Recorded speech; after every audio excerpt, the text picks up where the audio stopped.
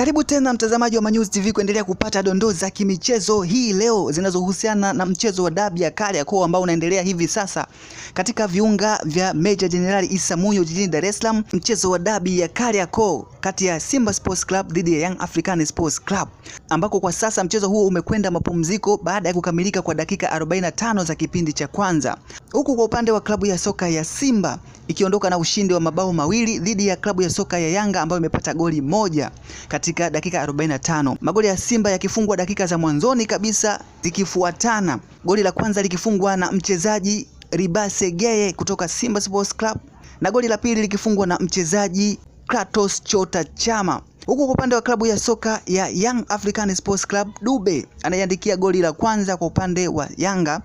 Timu zote mbili katika dabi ya Kariakoo hii leo zinakwenda mapumziko zikiwa zimepata faida ya goli, huku kwa upande wa Simba goli mbili, kwa upande wa klabu ya soka ya Yanga goli moja. Je, matokeo yatasalia hivi hivi katika dakika 90 za mchezo huu wa hii leo wa dabi ya Kariakoo katika ligi kuu NBC Tanzania bara, ama tutarajie mabadiliko pindi kipindi cha pili cha dakika 45 za lala salama kutokea? Ni moja kati ya maswali mengi ambao wanajiuliza mashabiki wa klabu zote hizi mbili za jijini Dar es Salaam, Simba Sports Club na Young African Sports Club.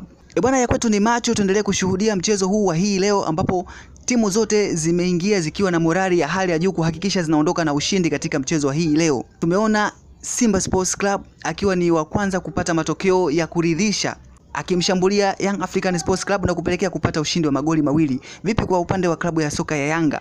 Je, ataendelea hivi katika kipindi cha pili baada ya kuwa ametanguliwa goli moja na mpinzani wake, ama atachange formation na kuhakikisha anaondoka na ushindi katika mchezo hii leo? Tuendelee kushuhudia. Hii ni Manyuzi TV, endelea kufuatilia ili kuhakikisha unapata dondoo zote za kimichezo kutoka hapa. Usiache kusubscribe, kulike, kushare na kucomment. Tukutane tena hapo baadaye baada ya kumalizika kwa kipindi cha pili cha mchezo wa siku ya leo.